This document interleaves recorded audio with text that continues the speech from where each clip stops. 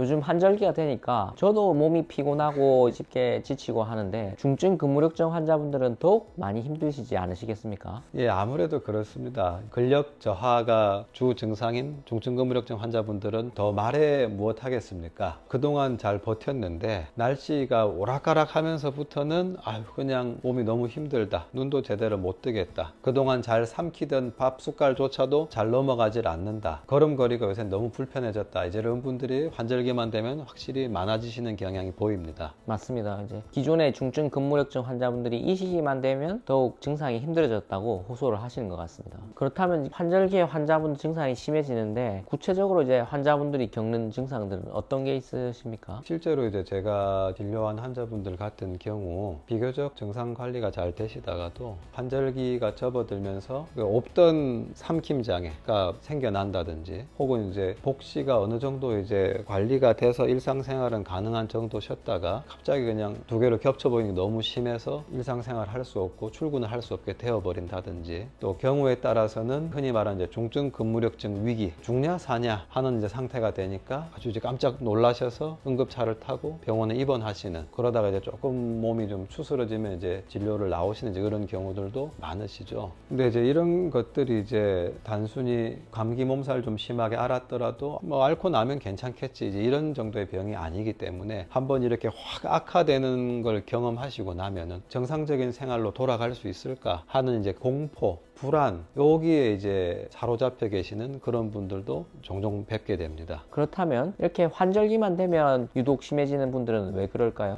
예. 환자분들의 체질과 몸 상태에 따라서 많이 다릅니다. 어떤 분들은 온도의 변화, 날씨의 변화, 기압의 변화 이런 것들에 좀 많이 민감한 분들이 있지 않습니까? 이런 분들은 기운이 왔다 갔다 하고 날이 풀렸다 추웠다를 반복하면은 몸이 극도의 스트레스를 받습니다. 우리가 예를 들어 목욕탕에 가서도 온탕에 갔다가 냉탕에 갔다가 이걸 몇 번만 반복해도 건강한 사람도 그냥 집에 오면은 축 처지게 됩니다. 몸이 온도 변화에 적응하기 위해서 혈관을 열었다 닫았다 호르몬을 분비를 했다 줄였다 이런 것들이 전부 다 이제 에너지를 쓰는 과정이지 않습니까? 근데 중증 근무력증이 어떤 병입니까? 한의학적으로 기허증이죠. 기운이 허한 병, 근육에서 힘이 빠져나가는 병. 배터리가 닳기는 금방 닳고 채워지는 건 아주 어려운 병이기 때문에 환절기 같아요. 에너지 소모가 극심해지면은 당연히 힘들 수밖에 없고 체질에 따라서는 더더욱 힘들 수밖에 없습니다. 에너지 소모가 많아지는 게 가장 큰 원인이군요. 그렇다면 또 다른 원인은 뭐가 있을까요? 뭐 여러 가지가 있겠지만 이제 두 번째 원인으로는 사람이란 누구나 겨울철 동안 활동량이 저절로 줄어듭니다. 한파가 막 몰아치는 동안 걸어 다닐 것도 차를 타고 다니게 되고 이렇게 이제 신체가 활동량이 줄어들어 있는 상태에 적응되어 있다가 봄이 되면은 자연스럽게 활동적으로 변하게 되는 경우가 아무래도 많습니다. 건강한 사람들도 그런 조건에서는 몸이 더 피로해지기 마련인데 중증 근무력증 환자분들은 가뜩이나 어려운 상황인데 몸이 더 힘들어 하실 수밖에 없지 않겠습니까? 맞습니다. 이제 그렇게 갑자기 몸이 너무 안 좋아지시니까 내가 뭐라도 하나 챙겨 먹어야겠다 생각하고 보양식이라도 드시거나 영양제라도 더 챙겨 먹어보거나 고함량 비타민을 먹어본다든지 이런 것 저런 것을 한번 드셔보시는데요. 그런 분들도 이제 실제로 많습니다. 그 심정이 이제 이해가 안 되는 건 아닙니다. 충분히 이해가 되고요. 하지만 중증 근무력증이라는 건 첫 번째 단순히 못 먹어서 화한 게 아닙니다. 그렇기 때문에 그냥 뭐 이것저것 막연히 몸에 도움이 되겠거니 먹으면 기운이 나겠거니 하고 드시는 것들이 큰 의미가 없는 경우가 많고 두 번째 중증 근무력증은 이제 자가 면역 질환에 포함이 되기 때문에 체질과 몸 상태에 맞지 않는 것들을 그냥 막연하게 이제 선택해서 드시다 보면은 이제 면역을 교란시키고 몸 에너지를 더 과하게 소모하게 만들어서 환자분의 간절한 심정과는 반대로 증상이 더 심해지는 결과를 낳을 수도 있기 때문에 상당히 주의하셔야 되는 부분입니다. 그렇다면 이런 환자분들은 어떻게 해야 근본적으로 도움을 받으실 수 있을까요?